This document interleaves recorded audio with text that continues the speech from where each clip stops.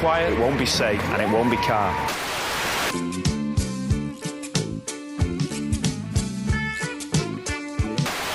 Run up and down lots of corridors! That was the one!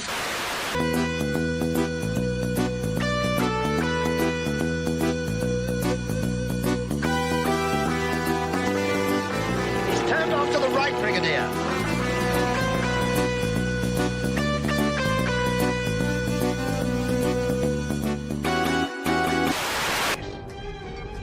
Locking phasers on target. They're locking phasers. Ray shields. Fire! But I tell you what it will be. I'll tell you what it will be. The trip of a lifetime.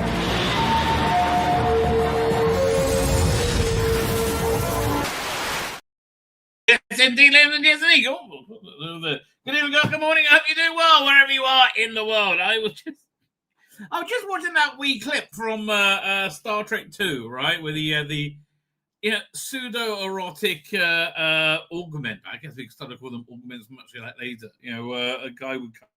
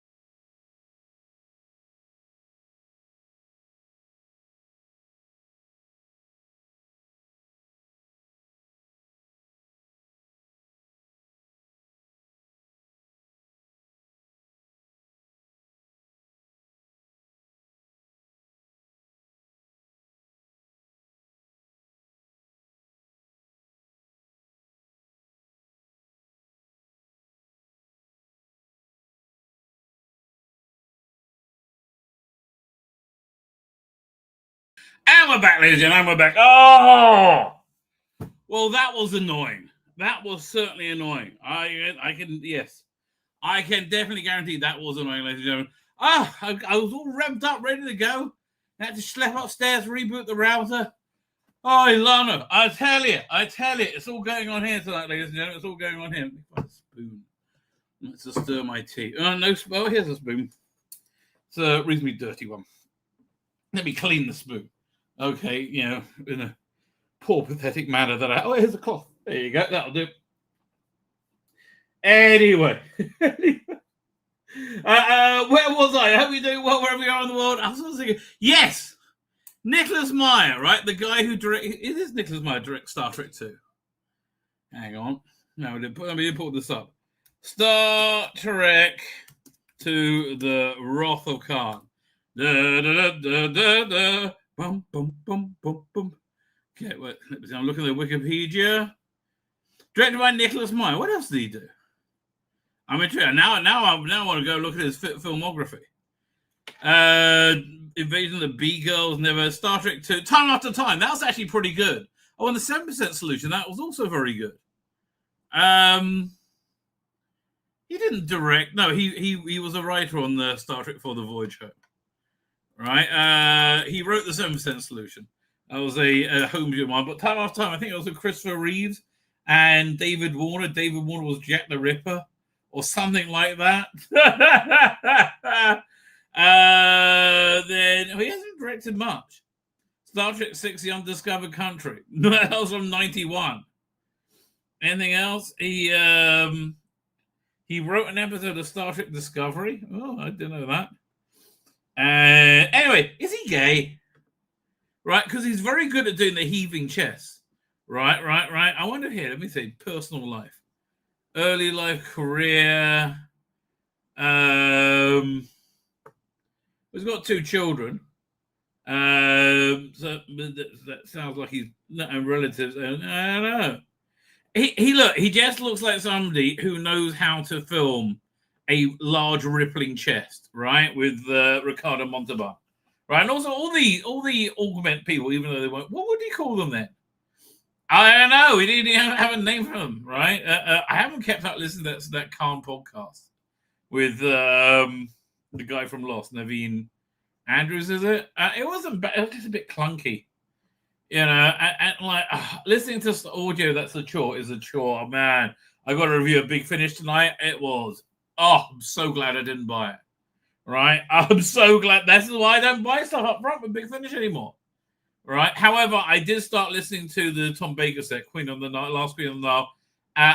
That's I'm one story in. I'm going to buy it because that was excellent. Right, absolutely excellent. That's like it's so. Oh, again, I'm only one episode in, but imagine a very traditional William Hartnell historical. Right, set in Egypt, but with Tom Baker, and it really works. Right, I'm amazed how well it works. So again, I'm only one episode in, but yeah. So thank God they've done something I like. Oh, it is painful, ladies and gentlemen. It is painful. Anyway, in the news, there will be a couple of things in the news I wanted to look at. We had the No King's March, right, which was weird. Because it was really an anti-democracy march by old people. Old white men. It was the least diverse thing I've ever seen in my life. Right? I mean, they're all old white people. Like, lots and lots of them. And lots of them, like, doing very explicit federal crimes. Like, calling people to buy guns to attack ICE agents. Like, to attack and kill them. Okay, here's some of the ones that were somewhat less bonkers. Holy crap! Right. And just vile, right? They're crazy and they're vile. Whatever his name was, Charlie Kirk, ma'am? Yeah, him is horrible. Charlie Kirk is horrible? Yes, I'm glad he's not here. You're glad he's dead? Yes. Why would you say something like that, ma'am? Because he was horrible on the campuses, the college campuses. How was he horrible? Like, in what way? He was hard to argue with. That was, I guess that's what they call horrible. Horrible person. You know what? I do the exact same thing. Well, would so you be sorry. glad if I would die? Maybe. I'd have Well, look at it again. It's all old white people. But she's very good. Caitlin Bennett has got a lot of balls. I mean, yeah, don't forgive the pun. She does. I mean, she's very good at like defending. I mean, she's got bodyguards, obviously, but she's basically just a sweet girl. Like she just like shocked you, said you just wanted me to die. to think about it. What, if she would die? I don't know. Excuse me? No, I don't know you, but I didn't know him either. But he was not a good person. He would go to college campuses. And he would why do go you to think he got shot? Because he wasn't a good person. No, he got shot because he was a good person, and people who aren't good people shoot good people. But like this again, this old person ignorance. I do the exact same thing that he does. Well, that's what I you're believe, doing right now, actually, too. I believe, and he is a moderate compared to me. You would be happy if I got shot on a public college campus? Okay, no, baby, no. You have got to watch the things you say, because what you just did, that's Good for you, Caitlin Bennett. Okay.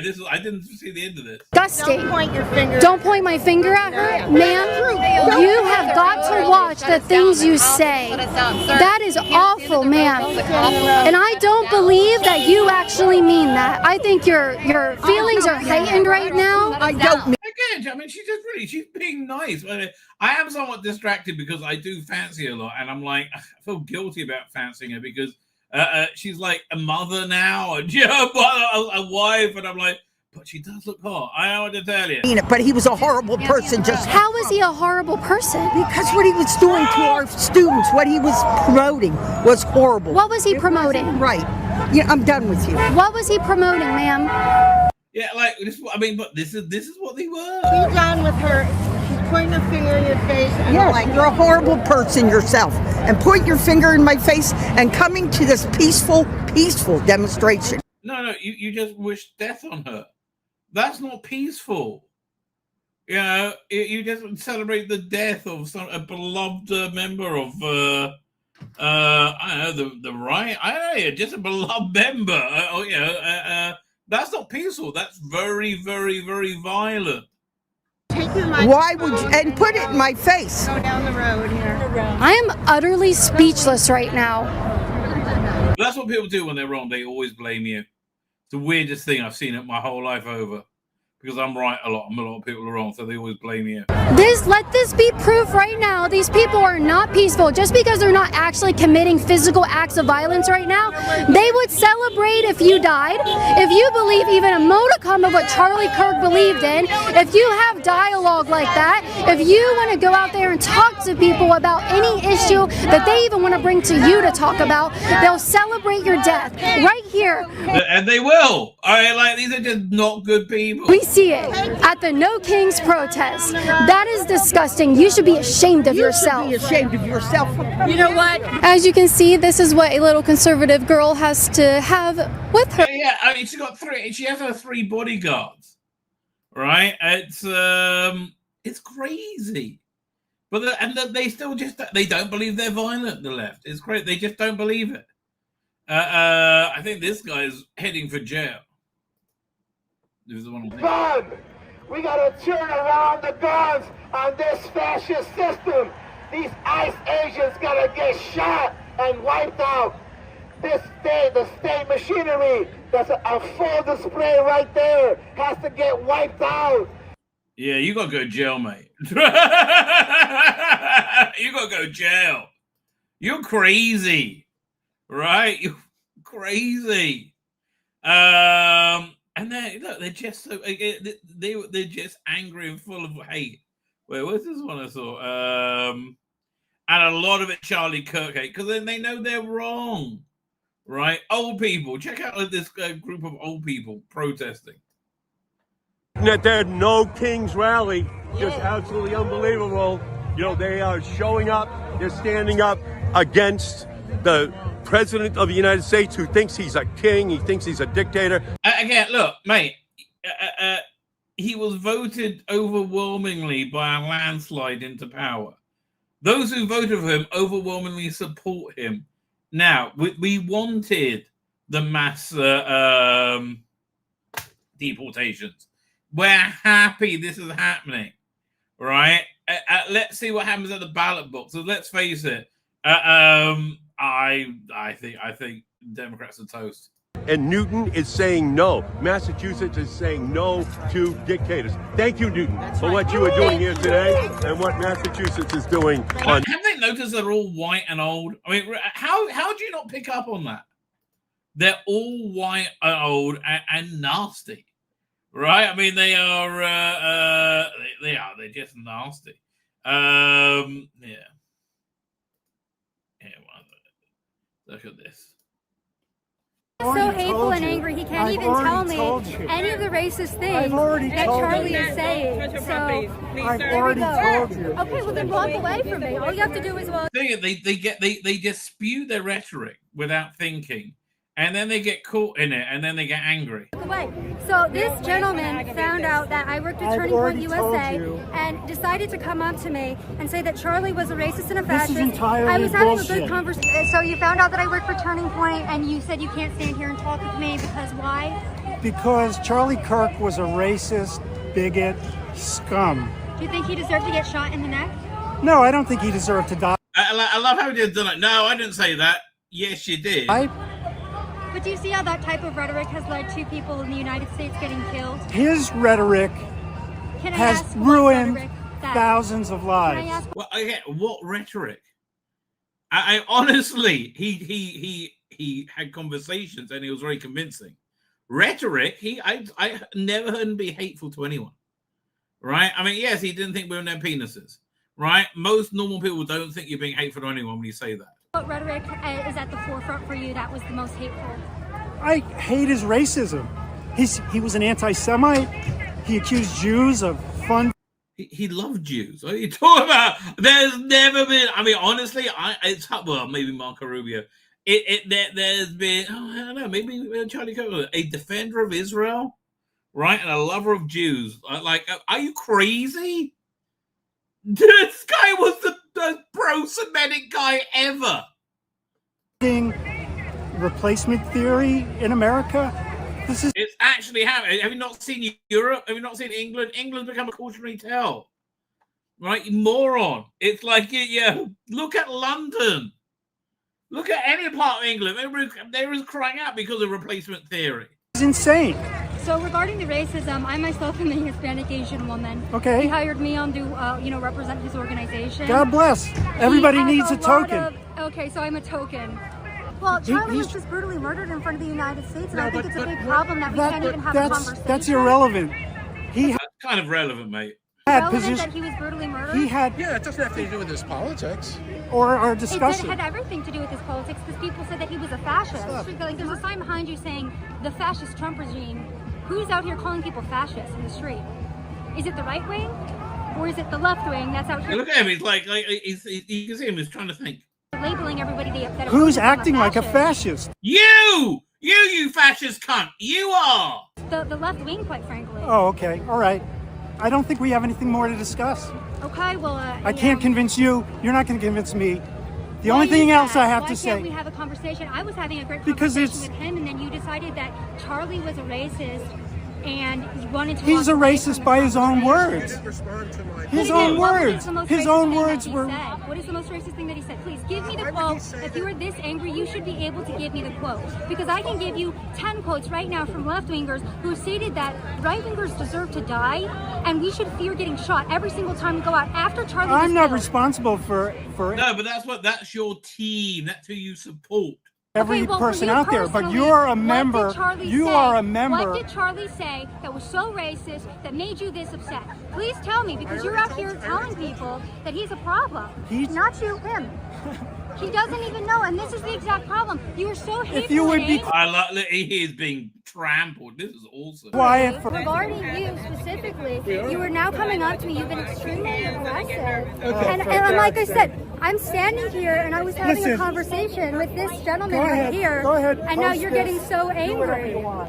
Okay, so y'all, I'm at the No Kings protest here, and I was standing here. I'm wearing my press badge, and these older gentlemen came up to me.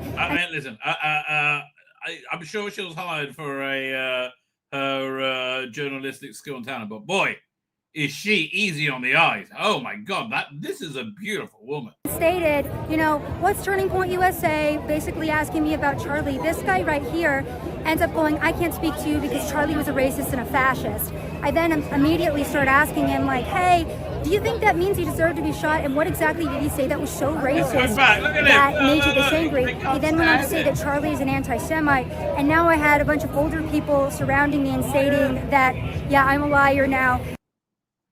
It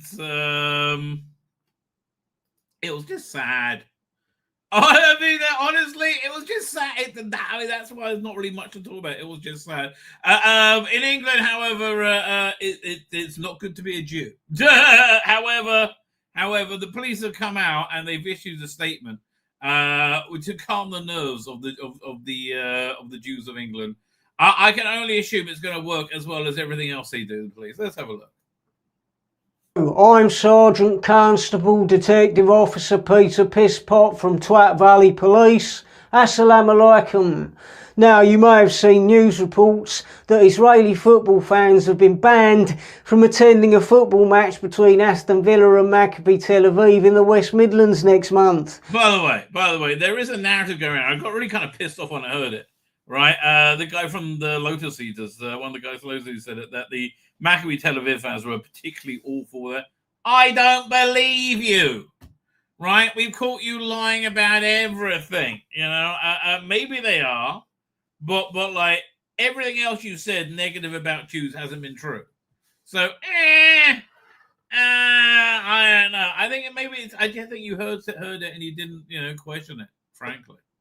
I think we can all applaud this decision made by Birmingham's Safety Advisory Group in conjunction with West Midlands Police. Clearly it's the right thing to do. We can't start allowing Jews to just freely travel to the Birmingham area and attend sporting events that they bought tickets for. What sort of liberal democracy would we be if we did? As you may be aware, one that you're not anymore, mate, that's for sure. Birmingham is now an unofficial Islamic caliphate, and if you start letting Jews wander around, it's going to wind up the largely peaceful Muslim community. And as we've and it's not like unofficial Muslim, it's an official Muslim caliphate. I think Dan's going to be like get a knock on the door and have to pay like the danger money. You got to pay the Muslims to not be Muslim in there. What's it? They if you pay them, they'll allow you not to be Muslim in a Muslim area. Seen before, if you start winding these people up, quite understandably they can get a bit violent, they can get a bit stabby, things get blown up, hostages get taken, that sort of thing. And unfortunately West Midlands Police do not have the resources to deal with that sort of potential unrest, as they're very busy trawling social media looking for people who've posted fruity memes. If you are you got to watch out for that. Israeli or just Jewish in general, what I would say is don't come to Britain, as we can't protect you. If you are, I'm not. I'm gonna say, and God forbid I come to England, I have to go to a hospital there. Think I trust your doctors? Fuck you. Are Jewish and you are already in Britain, what I would suggest is hide somewhere safe. Not sure where that would be, to be honest. Perhaps in an attic. Maybe think about leaving the country if you can. If things get too dangerous for Jews in Britain. Yeah, come to Israel, mate. Honestly, it's time to leave England. Come to Israel. Obviously further measures will have to be taken. Maybe get you all on trains out of the countryside, set up some safety camps for you.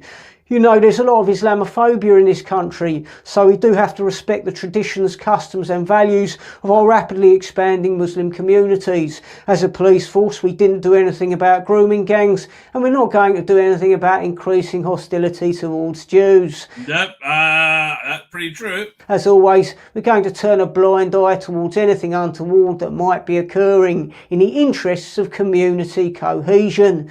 If you are Jewish, as far as we're concerned, you're very much on your own. Best of luck out there.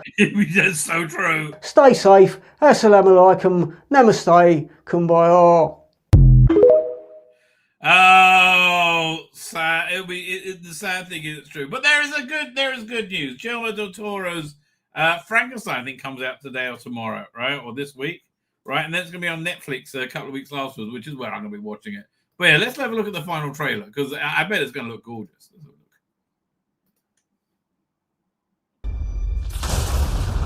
My maker told his tale. And I will tell you mine. I mean, I hope this is a stunningly accurate version.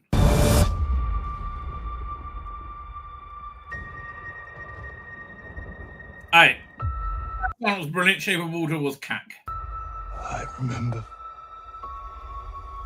pieces. Yeah, that's very Guillermo del Toro. Different men.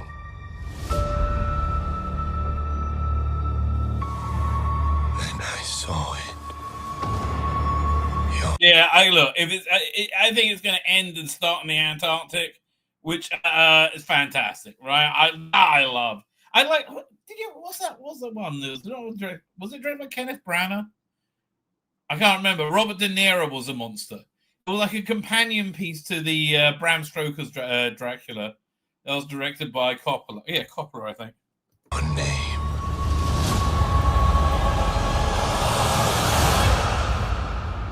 Victor Frankenstein.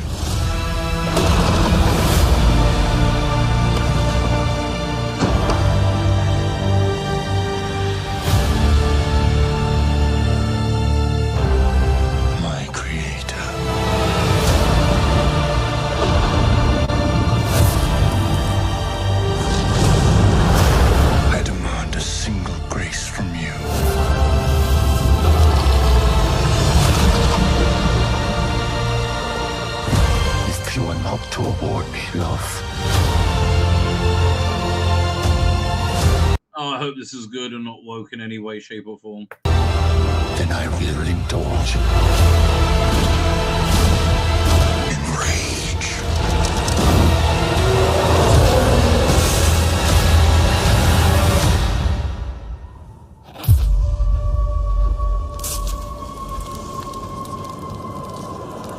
Now.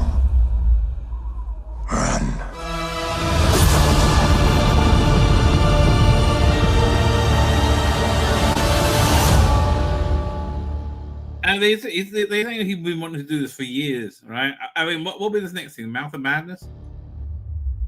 Mountains of Madness, I just said. And again, I was really disappointed with The Shape of Water, but that looks that looks pretty darn good to me. I would tell you there. I'm looking. Look, it's on Netflix. I suggested my wife getting rid of Netflix. She nearly stabbed me in the neck. Oh boy! Oh, before we get to the chat. I have this is the Tsar that I'm in right now. Tsar is a Jewish word for pain. All right, we're expecting my son and his wife are expecting twins in the next we're in October, next couple of months, right? Could be any time in the next couple of months, and it's getting closer and closer, right? And so now they were here for Sabbath, and I said, you're now entering the trench run of your pregnancy. Right, what is this? She's never seen Star Wars, right? And she's French Tunisian. What is this? I have never seen this Star Wars, right? And I explained, the trench run. That's where she's right. And it suddenly coalesced and got more real. Now my wife, God bless her, has been waiting for grandkids since before we got married. let me tell you, like about 10 years ago. We got more than 5 years ago, less than 10, maybe somewhere around there. Yeah, about 5-10 years ago, actually. You're right. We redid our kitchen. We had this leak under the ground. They got an insurance claim, so we redid our kitchen. We had this big island put in, right? And the island actually came out looking really nice. There's a giant marble, a countertop on it. Well, my wife designed it so you would have like the island be one level, and then there'll be a table at a lower level, right? Which is where we sit and eat a lot of time when it's just me and my wife. But she said she designed it that way so she can be standing up at the higher point of the island and making cookies, and she can have a grandkid sitting on the lower part, right? Also making cookies. Like she's dreamt of this her whole life. So she's she's gone shopping for baby stuff. It's now late enough in the pregnancy that the people are very fearful of what's called the evil eye, right? When you start buying baby stuff, somebody will give you the evil eye, and God forbid something will happen to the pregnancy, right? But it's late enough, so my wife was allowed to go shopping today, and I'm like, oh God, and so but my wife she treats these sort of things kind of like, okay, she's kind of like Terminator, right? Got her orders like Sarah Connor. I must find Sarah Connor, right? So I must find car seat. I must find car seat, and two of everything. Oh, digging off my phone. 1 second. My daughter asks me if I want anything pasta. I will tell her no, thank you. So she's like the oncoming storm right now. In 1 second. No, thank you. So I just phoned before she got. So she's going to get home late. She's going to be pissy, and I phoned before I started, and she was like all pissed off because she couldn't find the car seat she wanted. I'm like, oh, no. This is all just going to be a nightmare, ladies and gentlemen. This is why we need AI, right? This is why we need AI, so we can find escape from. Oh, hey, let me show you. Speaking of AI, this was very cool. I saw this on Facebook just now. And again, it's not a CGI render; it's an AI render. Or is it? Doink.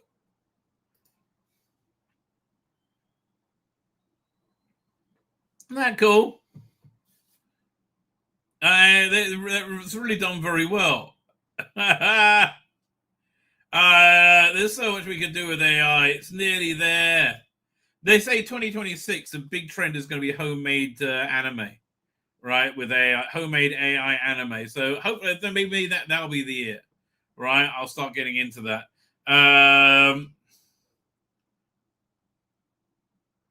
Fine. So I'm just getting a message. Fine. There you go. Never mind. Okay, I think let's get to the chat. Let's get to chat. Actually, I've got quite a lot to get to. We'll do shit. So no video file. We're looking for the thumbnail. That's what I'm looking for. Doink. There you go. Oh, this one came out nicely, right? This really. What's her name again? Millie Alcock. I love her name is Millie Alcock. Right, that just makes it much sexier. But I think that came out looking a lot like her. I got a classic I was like looking for a classic Supergirl sexy pose, right? And this is one. It was, I think, by what's his name? Oh, I can't remember his name. It'll come back to me. But he's well known for here. 1 second. It was the Dr. Manhattan mini series before Watchmen. Who was that drawn by?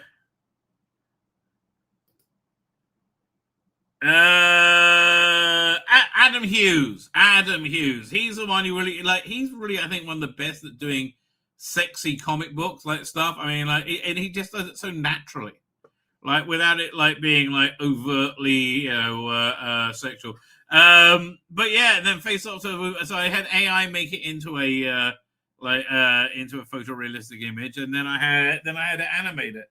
Right, James Gunn TCU's dead. Sounds like hate-filled bollocks to me.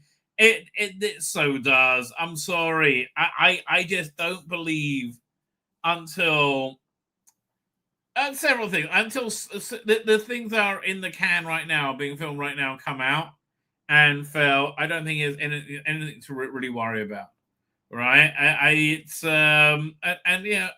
think them calling Superman a flop is disingenuous. I don't think that anybody would have done better with this with this franchise. I think he's brought a breath of fresh air. But for some reason, people just fucking hate it. Fans hate it. I don't understand why. They hated it before it even came out. They hated it, when it wasn't Henry Cavill. They've just hated it from the beginning. And I think they've it's like the bonkers anti-Trumpers, right? They just built up this whole thing in their head.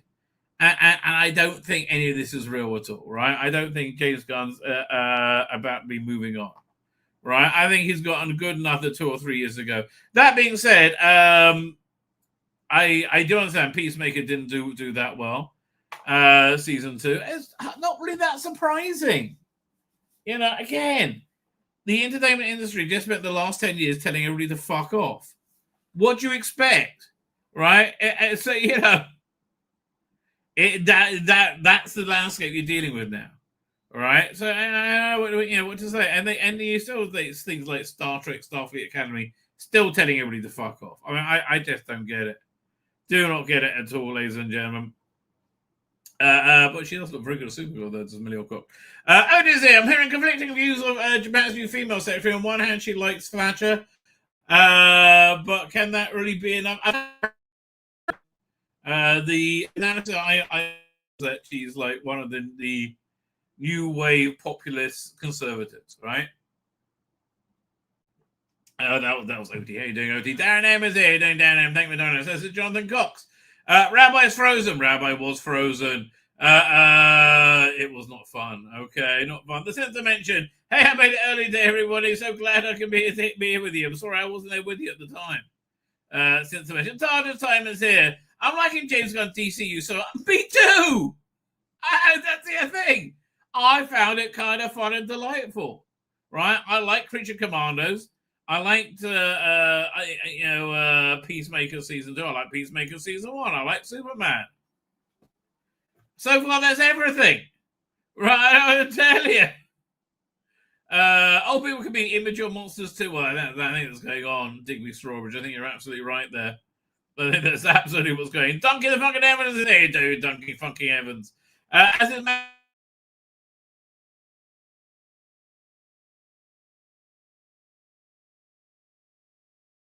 Okay. The Snyder Bros wants the Guns universe gone. I know. 90s biker Wonder Chick would look good in AI. Wonder Woman. What's that? 90s biker. Oh, 1 second. Yeah. 1 second. Let's do a live experiment. Let's go for a Brian Boland.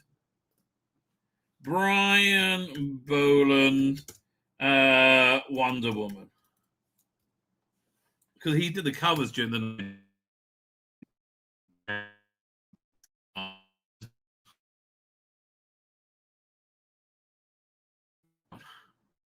One second, let me just share the screen. I mean, this is going to be perfect. Wait. Here we go. Fine. So, Melly, you've done well. You've done well, honey. Take five. Share screen. So, Brian Boland, if you know, he's just one of the all-time greats of the comic book world. Let's get a large image. Yeah, I think that's the one to go with, don't you?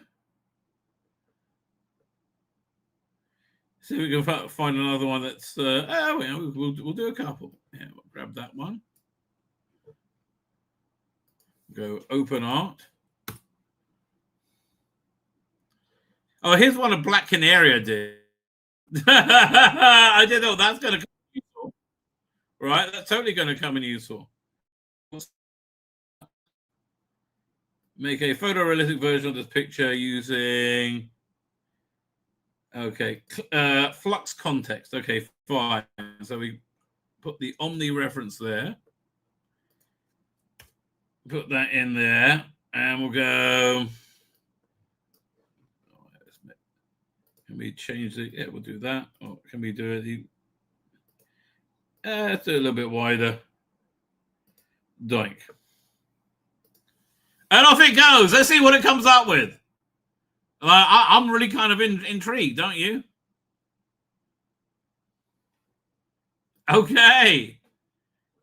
Not bad. That one's a bit better.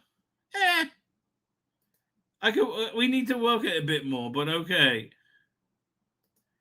Maybe the photorealistic version of the picture, of the uploaded picture. with costume looking like it's from a modern superhero movie. Let's see if that'll upgrade it. Let's see what happens there.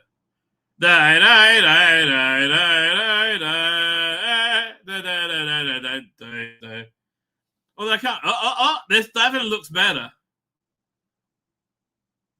Definitely looks better. Still, I have to like specify the. Oh, that's weird.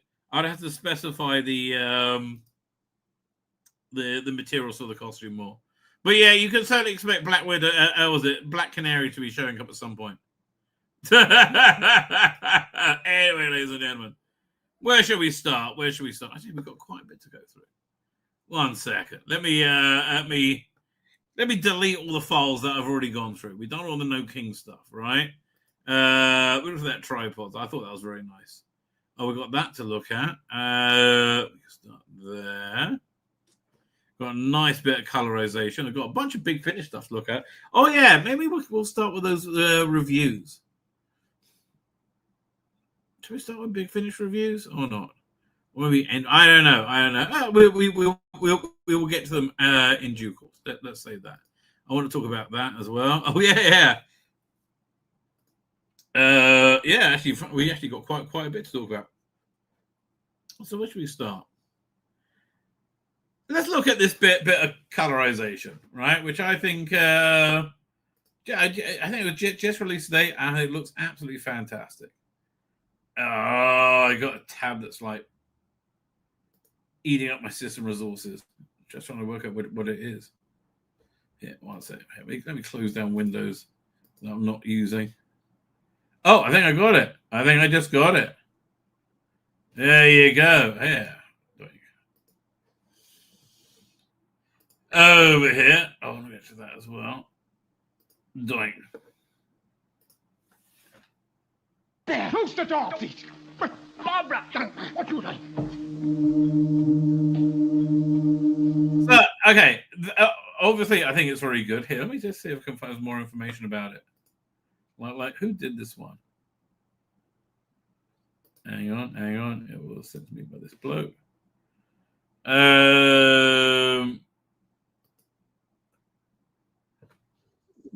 What's it? It was posted 3 days ago. In the site on the YouTube channel, I'm fairly sure that's Chroma. I know. Let's have a quick look, see what else is on their channel. Okay, so this guy does a lot of colorizations. Okay, fine. What am I doing? But yeah, it really shows up with the colorization of the war games was far better. I think because the quality of the image they had was far better. So I think to do a real colorization of these early Doctor Who's, you first should have to give them like a big AI upgrade, frankly.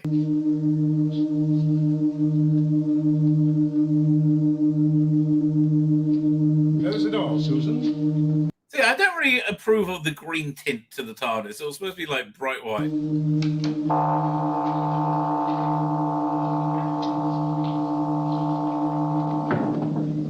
I believe these people are known to you. They're two of my school teachers. What are you doing here? Oh, They must have followed you.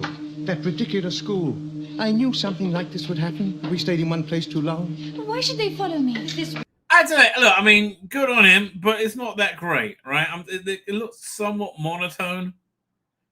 Yeah, it's not convincing me it was shot in color. Really where you live, Susan? Yes. And what's wrong with it?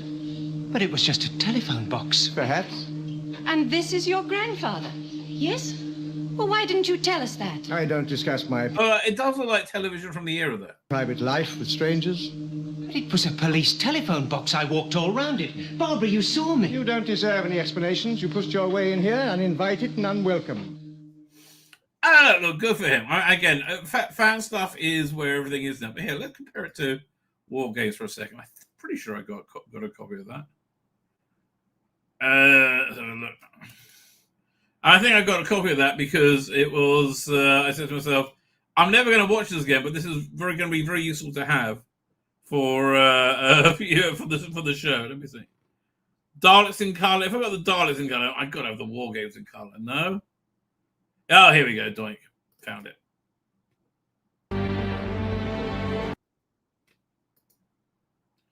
I mean, yeah, this is...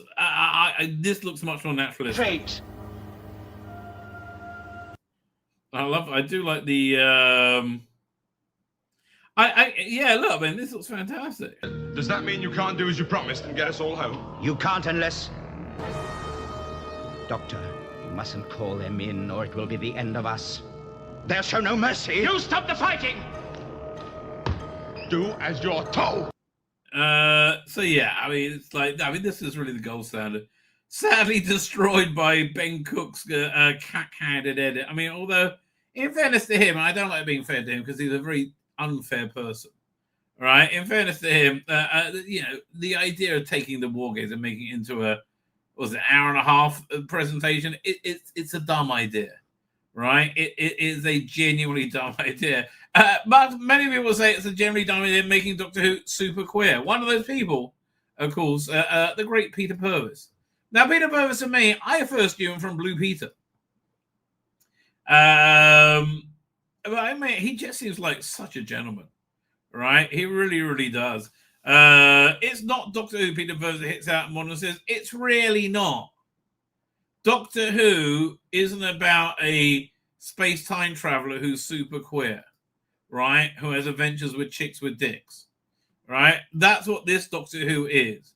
And the adventure with chicks with dicks is not periphery, right? You have to accept chicks have dicks to accept the universe, right? And I don't. And I think many don't, right? I think many say, no, chicks don't in fact have dicks. No, that's not the case. But, and that's just one example of like their you know, never-ending insanity. Former Doctor Who star Peter Purves has voiced his criticism of the current direction of the show, suggesting it has lost touch with its roots. It's lost touch with its roots and with its audience, right? And with the British public, right? Speaking to the Daily Star, the actor who played the classic era companion Stephen Taylor alongside William Hartnell's first Doctor described the modern show as far removed from the program he once knew. Yeah, and again, we keep telling the purple-haired progressives that. They're like screaming, bigot, bigot, bigot. No, this show is just not the same. I'm sorry. I can't watch Russell Davies era with my grandkids because it's essentially deeply immoral in every... Right? And I wouldn't watch the Jodie Whittaker era because it was shit. And also immoral. I mean, like chock full of identity politics that it was. Ugh, disgusting. Tokenism, right? And it's I'm sorry, you know, trying to make it relevant, you've made it, you know, unrecognizable apart from a small minority of very upset, you know, shitty, malcontent losers. Don't have jobs, and basically they have jobs because they're unemployable. Yeah, that's your target audience, right? Why not make it for normal people? You know why? Because you want to pretend your purple-haired freaks are normal. They're fucking not. Chicks don't have dicks. I don't know what to tell you. Chicks do not have dicks. Like, oh, how dare you say that? And you know how crazy the world is. I wouldn't have been able to say that a few years ago, right? Now, finally, you know, a bit more sanity has reigned. I can put forward my position, you know. There are no chicks with dicks, Johnny. Only guys with tits. Yes, exactly. And that guy's a scientist, right? He knows what he's talking about, right? He knows what he's talking about. Anyway, where are they? Just downloaded Bloodlines 2. May not comment for a while until I take pointy teeth out. I have no idea what Bloodlines 1 is either. Oh, Chicano is there. How you doing? Oh, your internet went down for a while. I'm sorry to hear that. And XM577 is here. How you doing, sir? Anyway, Peter Purves saying the current Doctor Who is shit. Well, it is. Yes, it is. And it's also unrecognizable as Doctor Who. And I know you got a big TARDIS set, and, you know, it's not. I'm sorry. That's window dressing, right? When Doctor Who started, it was a children's program. We had a weekly cliffhanger, and it was simple, right? I liked it when it was straightforward entertainment, but it's a very different show now. I don't watch it anymore, to be honest. Most people don't, right? Most people don't. Purvis went on to criticize the show's high-budget spectacle, indicating that its glossy presentation has overshadowed its original charm. It's very extravagant, and there are lots of special effects. You can see the money on screen. It's a multi-million-pound production, he said. It looks incredible. But it's not really Doctor Who for me. Or for me, I think, or for most. Right? If you like Doctor Who, you probably won't like this. Right?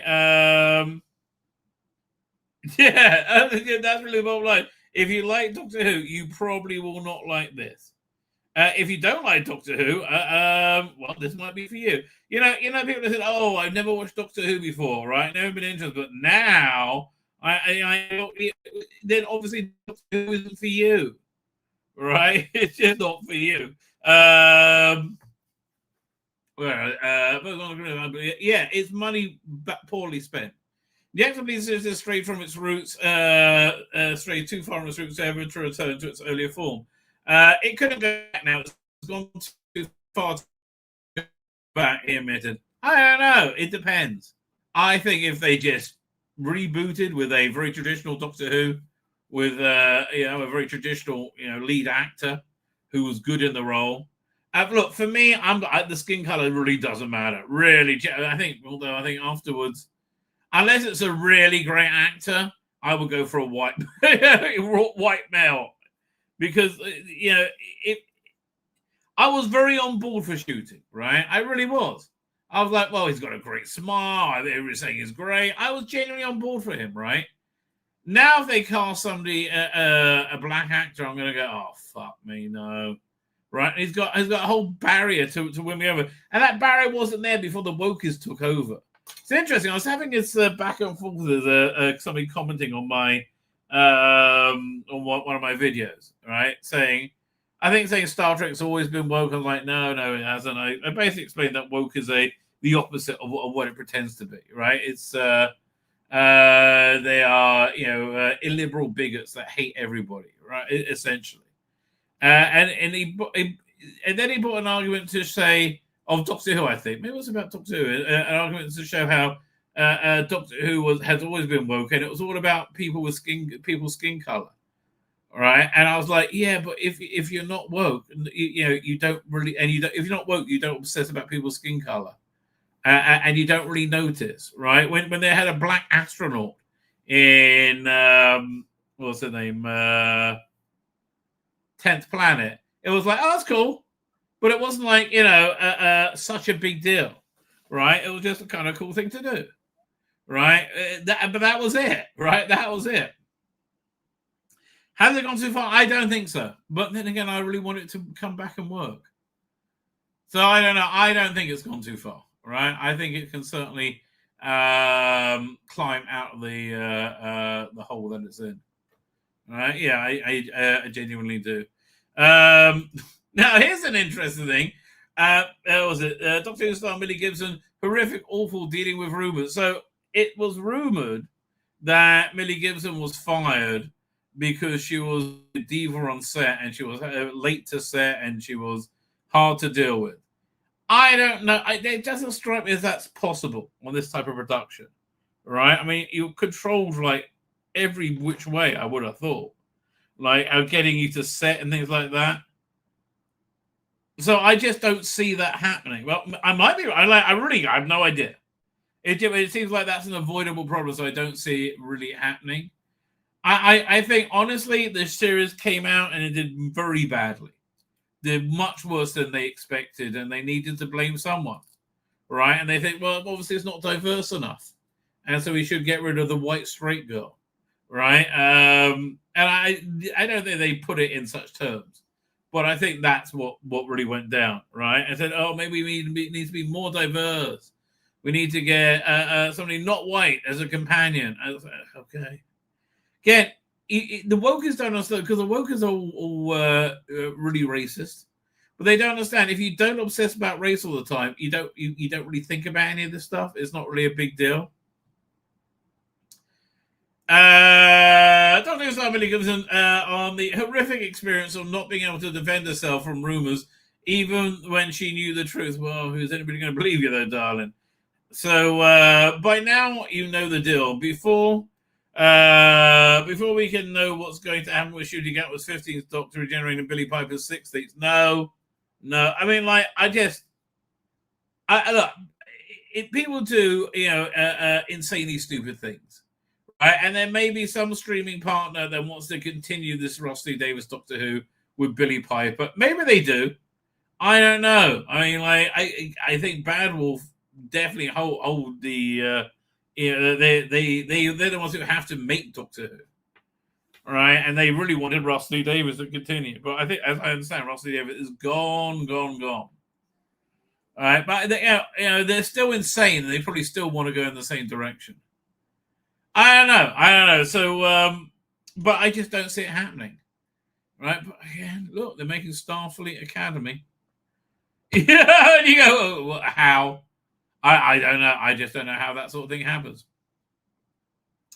We have to know what's going on with the BBC and showrunners for Davies Doctor Who. Unfortunately, that still may take a while. With what that does give us is sometimes to look back over the 2 seasons of the new era from a number of perspectives. No, it's not the new era; it's the finished era. Right? Ncuti Gatwa contractually cannot play the Doctor anymore, right? In any way, shape, or form. He's done. It's really weird. That's just a weird stipulation. Not that he played it very well to start with. But yeah, it's not like the current season. It's over. It is over. And obviously they're going to announce that the new streaming partner when they announce that this is moving on, right? That's clear, and that's going to be that's why they're giving themselves as much breathing room as possible. What are we up to? With this go around, Millie Gibson, Ruby Sunday, is getting a chance to open about what it was like having to deal with the unnecessary gossip drama, especially when she knew the truth. As many remember, Gibson's run on Doctor Who was anything but smooth when it came to press and social media. First, there were rumblings that the actress was demonstrating a diva behavior and attitude on set. Again, maybe she was, but it just seems unlikely to me. Honestly, it just seems unlikely to me. But she's like, 19, 20? Whatever. That was followed by rumblings that plans were in motion to replace her as Gat was commanding before her first season even hit the screens. The addition of Verada Sethu, Belinda, to the cast seemed to only add fuel to the social media gossip press fires.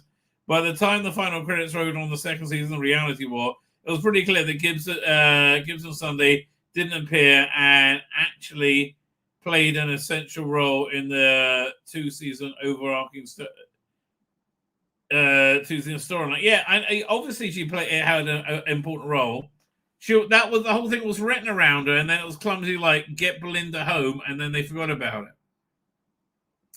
Speaking of the iPaper, Gibson revealed that she knew she would be returning for a second series when the Diva. She knew she would be returning for a second series when the Diva rumor started, but she had to keep the news to herself to avoid long-term spoilers getting out. I couldn't be like, it's a lie, because they'll be like, well, that's spoilers. Well, okay, but you were kind of fired, darling. Remember you put out that weird post on Instagram the day it announced wasn't coming on? You were in Bali or somewhere. It was quite hard to stand up for myself without ruining the show. I was like, oh, this is a rivet because it just looks like it's true. Gibson said, okay, if she's saying it, I believe her. And maybe because she's a pretty face. Right? Gibson noting that not being able to speak up and having these let these rumors continue was a tough position for her to be in. It was awful, Gibson continued, explaining how it felt to deal with that much pressure at 19 years old. When what was frustrating was the amount of people that were like, "Oh, sorry, this has happened, mate," and I was like, "Yeah, it's not happening, but thank you."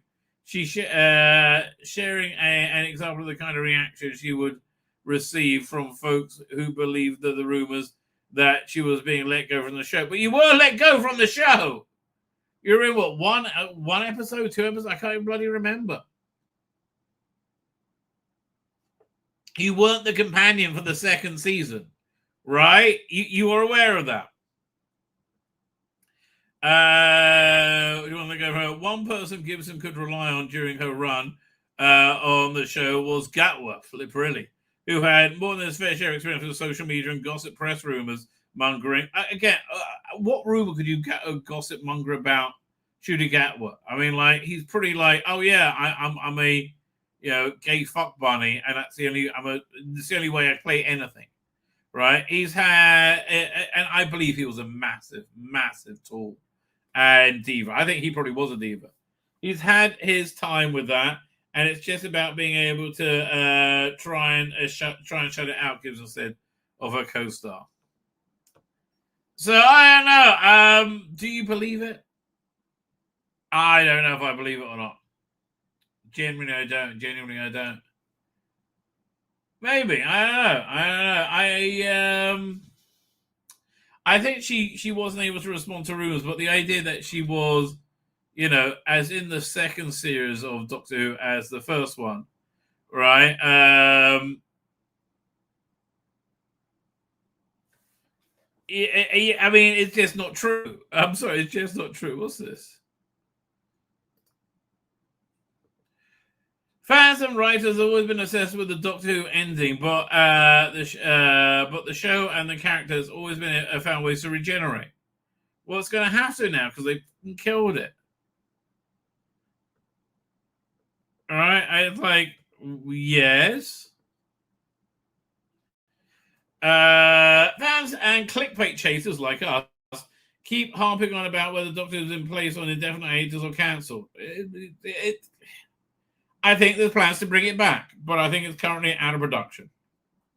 Despite the BBC and band will keep reassuring us that and everyone that series will be back. Well, that's not saying it's not out of production, and that's not saying it. It's going to be back. Yeah, we agree it's going to be back, but it does seem to indicate that their version of Doctor Who has gone bye-bye. Right? Is not coming back. Well, the Blackwood Richmore says, I think Doctor Who started down a stony path when Stephen Moffat took over the reins. A lot of people feel that way. Then Chris Chibnall wrecked it. Then RT2 danced on his grave. See, I think I think Moffat did a good job. I think that he'll get under a lot of pressure to add the wokeness in. I think he made it essentially workable. Yeah, they should have gone for the who was again the Asidir? What was that character of the girl from late Game of Thrones? Right, and what's her name? Clara show. Right? I mean, they would have built a show around her name. They should have done that, like a female feminine Doctor Who. That would have worked, right? That actually would have worked. Yeah, okay, so despite BBC and Babel having to keep reassuring us everyone's not going back. Well, firstly, they lie all the fucking time, right? It's like, whoever heard of a TV producer lying? Everybody all the time, right? Is it coming back? Yeah, but probably not with them. On practical terms, as we said many times, this series is too financially more than the BBC to kill in a time when the franchise are the most valuable properties of all. Well, again, that's why I think it's coming back. I think they're probably working out a deal with Amazon and Netflix right now, right? Or Apple. We shouldn't be surprised that fans are currently obsessed with whether Doctor Who is cancelled or ending. It's a feature. It's not a bug of the series and the character. No, we were never wondering how's Doctor Who ending until you fucked it in the arse so much that we wanted to delay over and die. All right? How is Doctor Who ending? Well, I think you murdered it, like, relentlessly. Fine. Ever since Doctor Who fandom reached a certain level of maturity in the wilderness years when the show was off. It was in 1889 and 2005. New fans became professional writers, began to think very seriously about the end of the Doctor Who story because it ended. That's why they were thinking about it, right?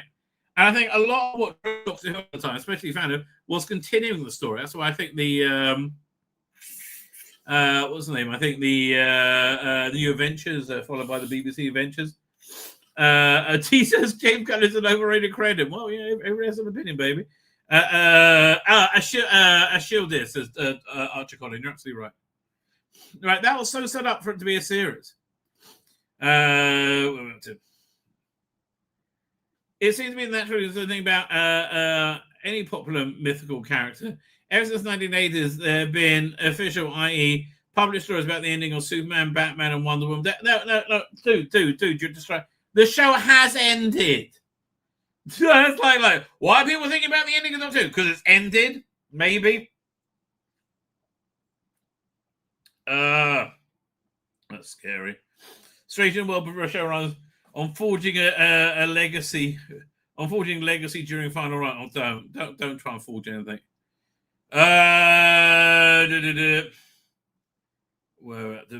Wolverine. Every popular character on the top of the Doctor. It was a fad during the late 90s and the early 2000s. The end of the character is the summing up of the whole saga, after all. It's the punchline. It's the whole point of the story up to that point. Maybe. Non-professional fans seem to obsess with catastrophizing. Oh no, the show's cancelled. No, they're saying that as vindication, right? We kept telling you this was going to happen. You're like, no. Queer Doctor Who is beloved by everyone. Oh, yeah, no, there's nobody who doesn't love queer Doctor Who. It's the bestest ever. It's all going to be great. And we're like, no, it's going to be fucked beyond recognition. And it was fucked beyond recognition. That's never going to happen until the show stops making tens of millions of pounds for the BBC. Right, what's interesting is the fans are obsessed with the literal end of the or cancellation of the series, while professional writers interested in the conclusion of the Doctor's story. No, this is you desperately scrabbling to detract from how you destroyed Doctor Who, right? Your mind view, right? Your worldview destroyed Doctor Who.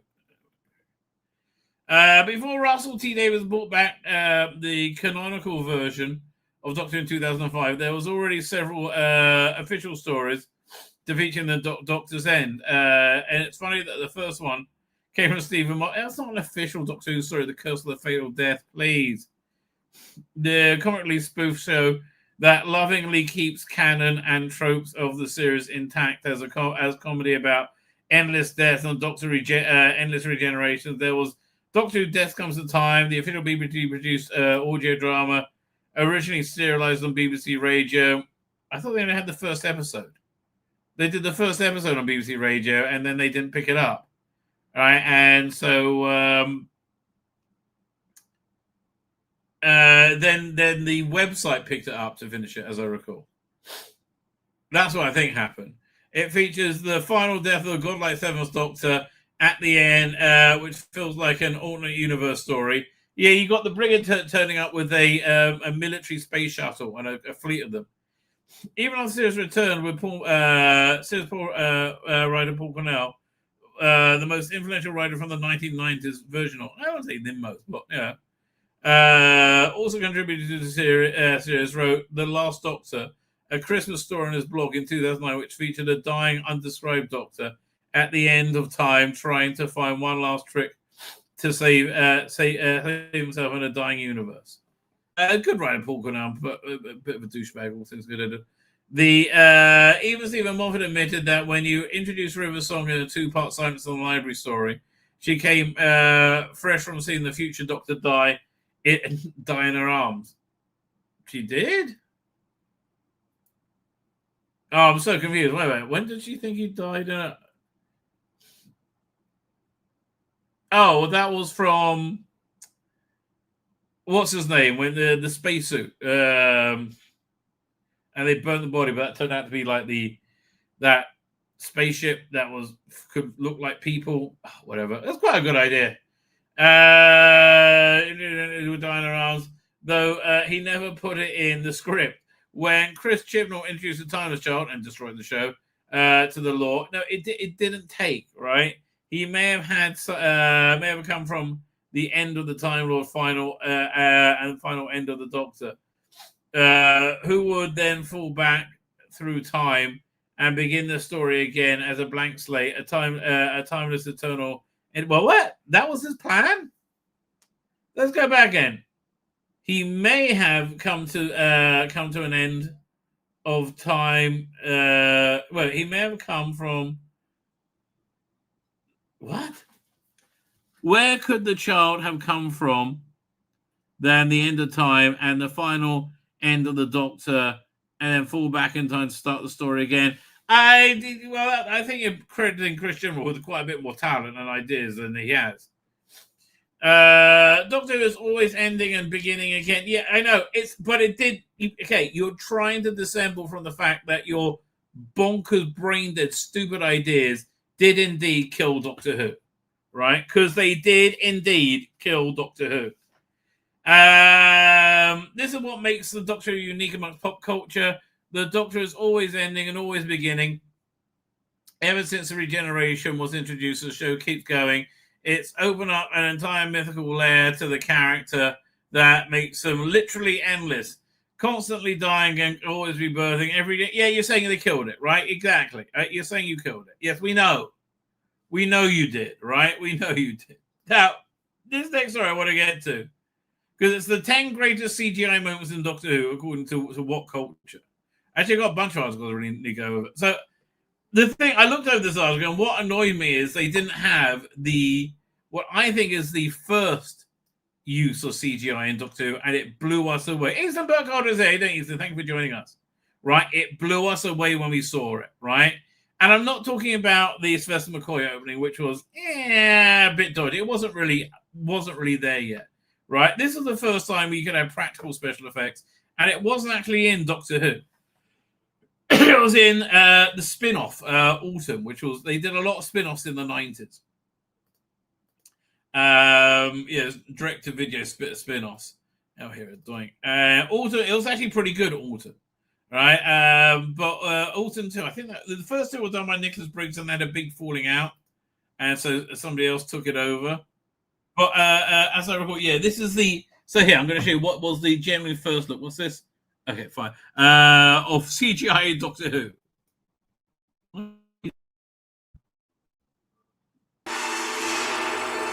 Yeah, written directed by Nicholas Briggs, but it was towards the end, right? You had a lot of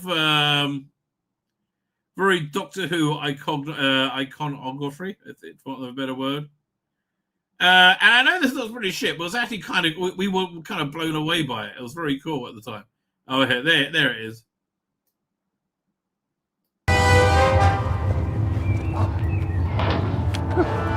Oh, no, there was a snaking vine came out just before that.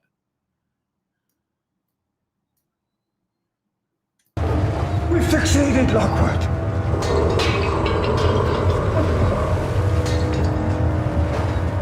Right, here it comes. There you go.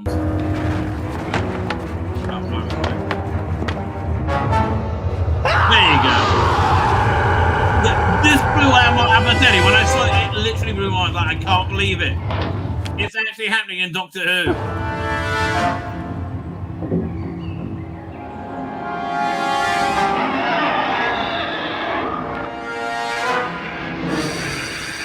So for me, this will always be the greatest moment of CGI in Doctor Who, right? Even though technically not good, but there, now you saw it. That this was literally the first moment of CGI in Doctor Who, and this was like in a cheap, well, you can see it's cheap, direct to video production, Autumn 2. But I kind of like. I wish I would do a box set of like, all those 90s fan productions. I would, a 90s box set, a Wilderness Years box set. I would have all the fan productions. I would have a really good documentary with lots of good AI illustrations of the new adventures, right? I'd have like a real discussion of that, or maybe break into a few documentaries, right? And Big Finish as well, right? You know, it's only got up to 2005, right?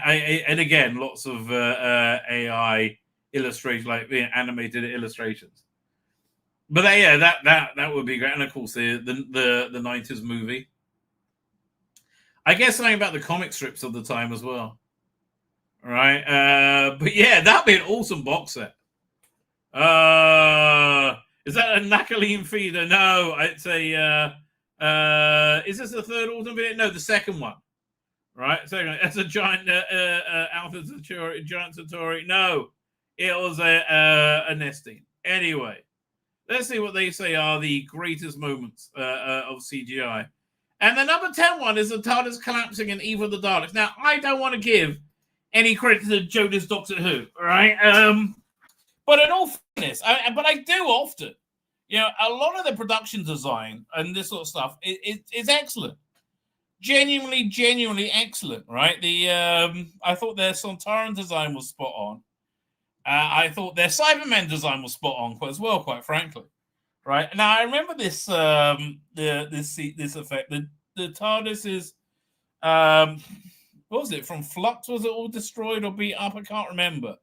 Anyway, it needed to fix itself, but there was a very cool effect where it like claps in of itself. Yeah, maybe I have the video. Do I have this one? I don't think so. Let's see if we can find the effect. I do have a Jodie folder. Jodie. Icky thump Jodie. Where is it? 1990D. I can't find it now. Where? Maybe I'll put it in this folder over here. There we go. I was going to even the Daleks. Oh, there's nothing in it here. Power of the Doctor. The Doctor's love speech. Oh, stop. Worst ever. No, I don't have it. I had an attack of taste. Anyway, if you never saw, it's actually a really good effect. It's kind of like this clockwork rounding up of the TARDIS, and it gets like infinitely small on the inside, right? Which I thought was a nice idea. I thought it was realized very well. Again, nowadays you just do it with AI, I guess. While TARDIS has been a practical set in 2020, the CGI skills and technology available allowed incredible sequences like the collapse in the TARDIS room in Eve of the Daleks. Now, the problem here, maybe I can find it. Hang on, let me look on YouTube. Eve of the Daleks collapsing TARDIS. See if that comes up anyway. Oh, I think this is it. Yeah, look at that.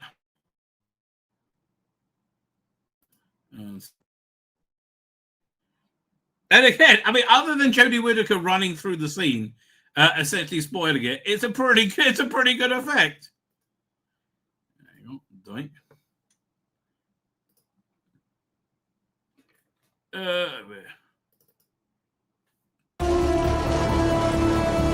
See?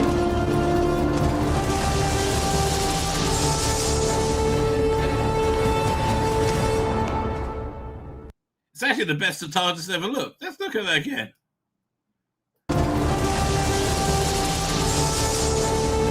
It really is that. Yeah, they should have just got rid of that TARDIS there and then. So yeah, I'm going to say that was a solid effect, right? The moment looks fantastic. The ball's cracking, collapsing, and Jodie and Whittaker runs in slow motion. She never looks good. No, that never happens. The editing must be commended for seamlessly cutting between the footage shot and the physical set. I agree. In the past, a scene calling for collapsing TARDIS era would have required the destruction. Okay, obviously, but they're not doing that. Okay. The giant wasp. No, that was a little bit embarrassing, frankly. It was, I can't remember what I got the Vespa form. That's what it was. All right, it was okay, but it was kind of like when you saw the CGI Slitheen. You're like, oh, that looked cool. Right, that's really what it was. Spaceship Fleet and Pandora opens. Honestly, I don't think that was, I mean, it was okay, but it was like a bunch of whizzing lights going around. It wasn't that impressive. I found things like when, from the same era, when Rory Williams delivers a message to the Cyber Fleet and they blows it up. I thought that was actually a better effect. What was that one from? Was it Good Man Goes to War, maybe? I can't remember. Yeah, I thought that was definitely a better effect, right? Last episode of Modern Doctor Who I saw was Twice Upon a Time. That was the last episode of Modern Doctor Who. Blackwood Richmore. You are incredibly correct, right? So this one, again, I thought it was meh. I thought it was kind of meh, frankly. I thought it was meh. Oh, fuck off. I mean, like, no, fuck off. It was, like, however good the effect is, if the idea it's anything is shit beyond shit, just fuck off. I mean, honestly, just fuck off.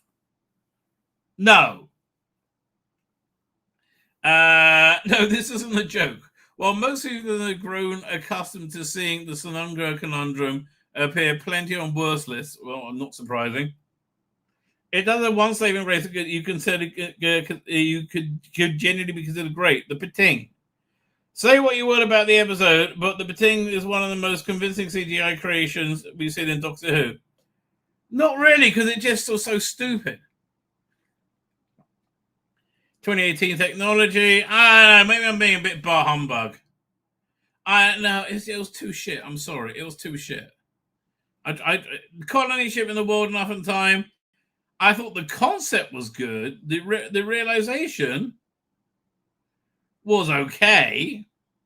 And honestly, as the Cybermen advanced and they evolved, I wish we had more versions of the Cybermen. I wish we had like a few Earthshock Cybermen, Invasion Cybermen, that sort of thing.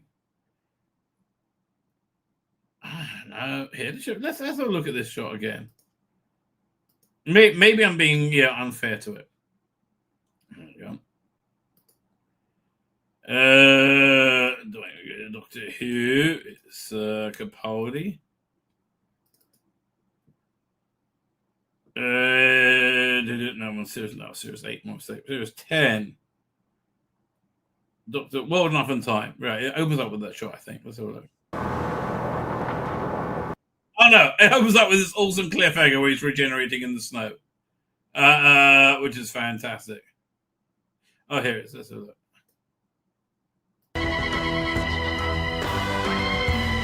That music killed the whole era for me.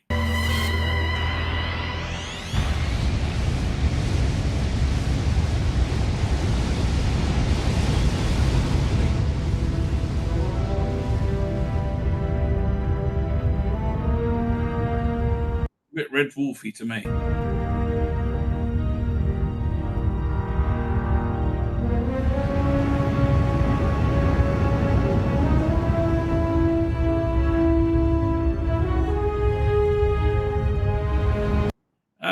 This is not impressing me at all. It's not bad. I love the episode.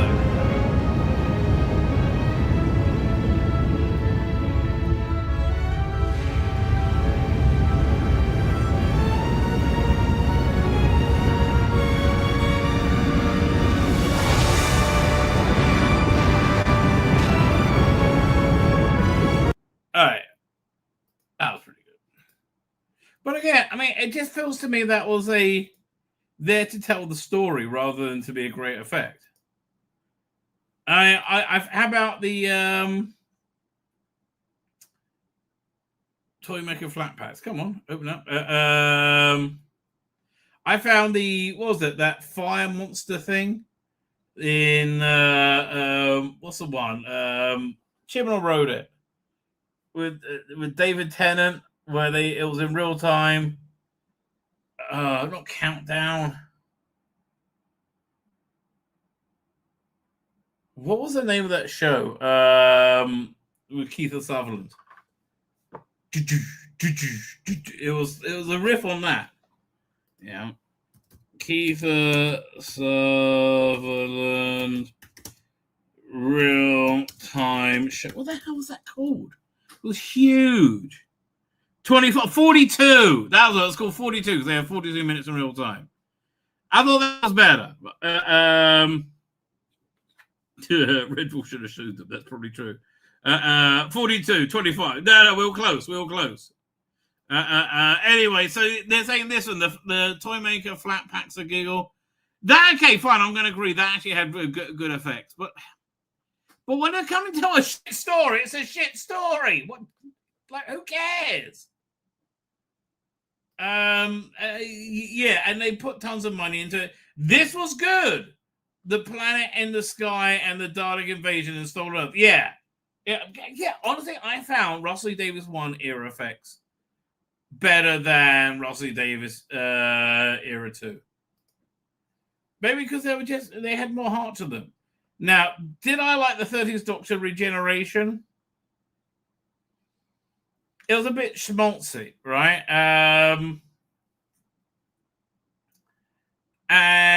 It didn't really go. I don't think I did. All right, I don't think it did. And then it went into David Tennant, whose clothes had changed for some reason.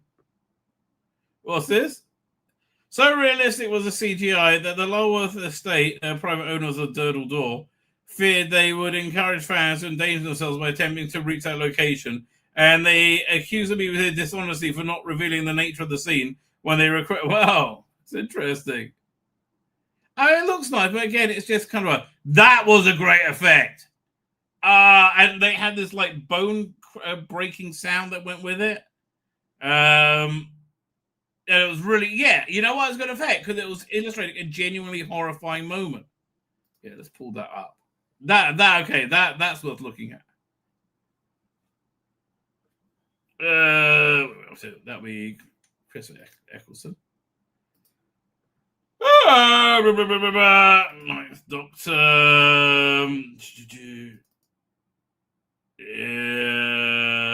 Empty Child. Yeah, I was in the Empty Child out towards the end. And frankly, I think this opening effect is also better. Look at this.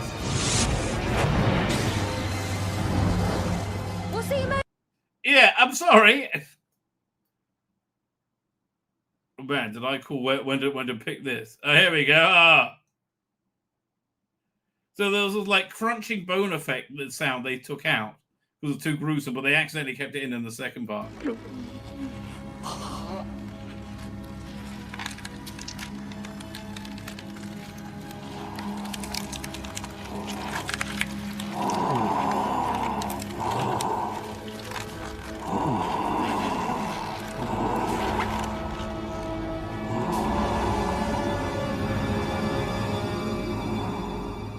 Yeah, okay. But again, look, Doctor Who is not about the production values, it's about the writing. All right, and because that writing was particularly chilling, that's going to stay with you way longer than Beat the Fucking Meat, isn't it? It was a great effect. Okay, I'm going to say yes to this one. Mr. Ring-a-Ding, I think this was a fantastic effect. It transcended how bad the episode it was that it dealt with. I mean, it was so painfully obvious. The only reason that took place in America in the 1950s was to talk about segregation, right? That was literally the only reason it was there, all right? And you could tell that was like the genesis of the idea. So I don't know. Let's go back to that Autumn clip again. I think the Autumn one I'm much more affectionate to, frankly. And again, I'm not going to diss this and pretend it wasn't a very good, and it really was a very good effect. Just so wasted on this Doctor Who, right? It's so wasted on it. Yeah, let's find the Autumn one again. 90s spin-offs. I wish somebody would do a remastered version of Shakedown. That was probably one of the best of them. Alton 2 Sentinel. Yeah, 1 second.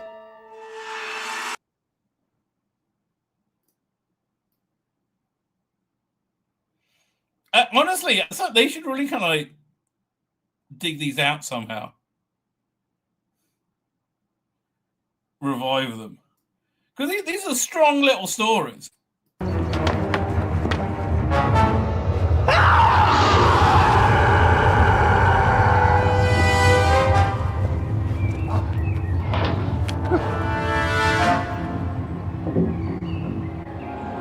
You're right, it does Centauri scrutiny. Whoever said that, I think it was Archie Collin.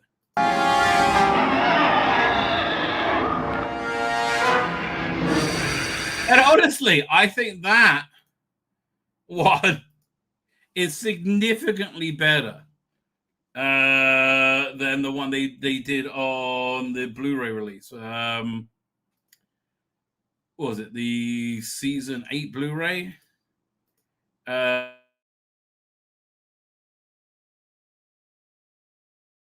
The Autons.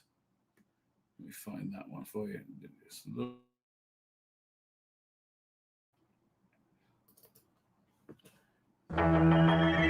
Well, I'm kind of glad they put new effects in this because it's very distracting.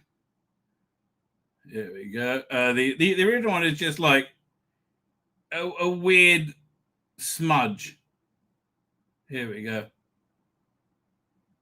Where's the one where it appears? Well, that's actually quite good. Here. Premature landing force not the way I planned it. Only we can shut off.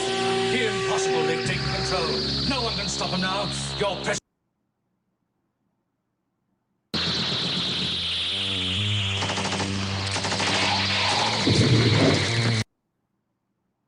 Yeah, so here, there you go. I prefer the one. Can't you do anything, Doctor? Not unless we change the polarity. Oh, there you go.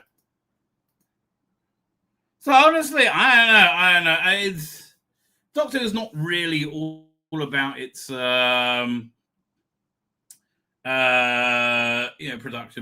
values. Oh, saying that does look good coming out. I'm going to get to a couple of Big Finish reviews in a minute. So that does look good that's coming out from Big Finish. They just released a trailer for it today. Let's have a look at this. Doink. There you go. Not Evil of the Daleks.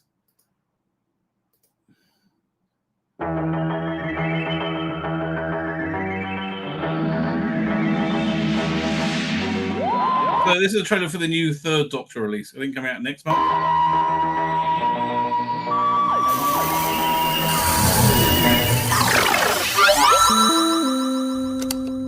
Well, it's only got the music just right for this, right? And they normally do with the Big Finish third Doctor range. Right, third Doctor range is really still one of their best. Wait, is this out already? Hang on. Let me see this. Is that coming out this month or next month? Oh, it's out now. Okay, fine. I will. Here, let me log in. Am I logged in? Yeah, let's play the trailer. Oh, it's out now. I'm looking forward. I'll download and start listening it soon. What on earth is the point of this recording? You don't expect me to say anything, do you? I'm far too busy with my work to indulge you in your... some people just hate Tim Trelaw as the third Doctor. For me, he really works well. Infernal questions? Who gave you permission to come into my laboratory anyway? The Brigadier. Then I suggest, sir, you go and bother him. Ah, yes, the Doctor. John Culture at the Brigadier is always excellent. I mean, really, genuinely always excellent. Exactly the most cooperative of unit employees. But he's given us a lot of vital help. This is completely classified, isn't it? Yes, sir, yes. The fact of the matter is that he's been instrumental in defeating a number of alien menaces and technological threats. This is one of the best ads they've done in a long time.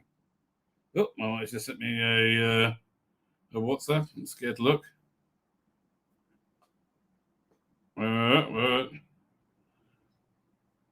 Oh, she's on her way home. Okay. All right. Okay. Don't know why she's sending me that. I'd never give him the satisfaction of hearing this, but he's vital to our efforts. Well, in the first place, I really didn't think we'd get on. He seemed very set in his ways. A bit too superior in his attitude, if you know what I mean. But, well, I think we warmed to each other, yes. Yes, I think... She's Deji Asford is certainly, along with, what's the name, who does Sarah Jane Smith, she's not as spot on for Liz Shaw, but pretty darn close. That's fair. I'd say he began to appreciate my scientific background, and I suppose I admired his lack of tolerance towards the more military aspects of our job. I'll never forget his face when he discovered the Brigadier had blown up the Silurians. Oh. This is a good ad, but it's going on for a bit, blimey. Sorry, am I allowed to talk about that? Well, you know, even though we spent a long time apart, I sort of feel like, well, that he's... Oh, yeah, I remember this, how they saw it. It was the Liz Shaw, Joe Jones matchup. Or maybe she's going to be playing Joe Jones as well. Never been far away from me. You know, all those years working at unit with him, and then out of the blue, he arrives in my life again. Oh, you know, I never thought I'd want to go back to all that wandering through time and space. But, you know, I did... Oh, so this is older JoJo. Now, but you should know, they did 2 releases when it was... Doug of the fucking Air says, the CGI rooted on Fang Rock Blu-ray looks like an infected scrotum. Well, I wouldn't know, but I believe you, right? They did 2 releases where an old Joe Jones, right, same as Katie Manning, hooks up with the Third Doctor and they go on adventures. The first one was excruciating shit. Oh, I hated it, right? And then for some reason I bought the second one, which was an excellent 6-part Sideburn story. I mean, it's just really excellent. So I don't know what to expect from this. Well, I'm not even sure why, but the Doctor feels like the adventure of my life. Are you sure you're meant to be recording me? I mean, I don't even work for UNIT. Oh, they got Sarah Jane Smith as well, okay. Involved in UNIT affairs. Well, yes, I suppose that's true. But only because of the Doctor. And my time with him was so much more than UNIT. You know, he once said to me that travel broad... I mean, this does feel a little bit like On the Trail of the Pink Panther to me. It feels like all the offcuts they just put together to put it out on your release. It's the mind. And I think that's true. And with the travelling we've done, all those weird and wonderful places out there, well, I must have one of the broadest minds around. And I can never thank him enough for that. She's really good. I think John Cole coached her, right? Because I remember that when she first started, he did a book on tape and when he was doing all the voices. But his inflection of Sarah Jane Smith was spot on. And after that, what's the name? Sadie Miller started to be able to pull it off a lot more. So I really think John Colson gave her a Sarah Jane Smith lesson or 2. Would you say that you like him, that you get on? You are quite sure that he won't hear these tapes? Oh, absolutely. Well, I think we have what you might call an understanding. We don't always see eye to eye, it's true. But, well, when it comes down to it, I feel I know him pretty well. I think you could say that, well, there is a... Okay, they must have used AI in this to put these together. Mutual respect between us. We've been through a lot together. And when all's said and done... I mean, all these photos will take forever to... But there's some that are real. Most are real. Well, he's a thoroughly splendid fellow. Are you still here with that microphone? I can see I'm not going to get rid of you until I say something. What would you say matters to you most? Good grief, my dear fellow. That's rather esoteric, isn't it? Look, it's as simple as this. Whether I'm out there in time and space, or in the TARDIS, or in this laboratory, I'm looking for all the wonders of the universe. And sometimes, well, sometimes there are forces that get in the way of that. I don't want to pick a fight with anyone, but I'm certainly not going to stand by and see good people of any species or planet suffer at the hands of bullies. It doesn't matter if they're made of flesh and blood, metal, thin air, or pure energy for that matter. A bully is a bully in my book, and I'll do everything I can to put a stop to them. There, will that do? Good, good. Now, don't forget to close the door on the way out, old chap. No, honestly, I just think he works quite well as the 10th Doctor. I mean, as the 3rd Doctor. And they've probably got a sale on now. So I'm now intrigued. Let's see what that story is about. See if they already bought it. Although I'm going to finish this with the Tom Baker one, which was thank God there was something good they came out with of late. So Operation Vengeance is written by Tim Treloar and Nick Briggs, and it has everybody in it. Tim Treloar, Sadie Millett, the Dr. Sarah Jane Smith, Brigadier.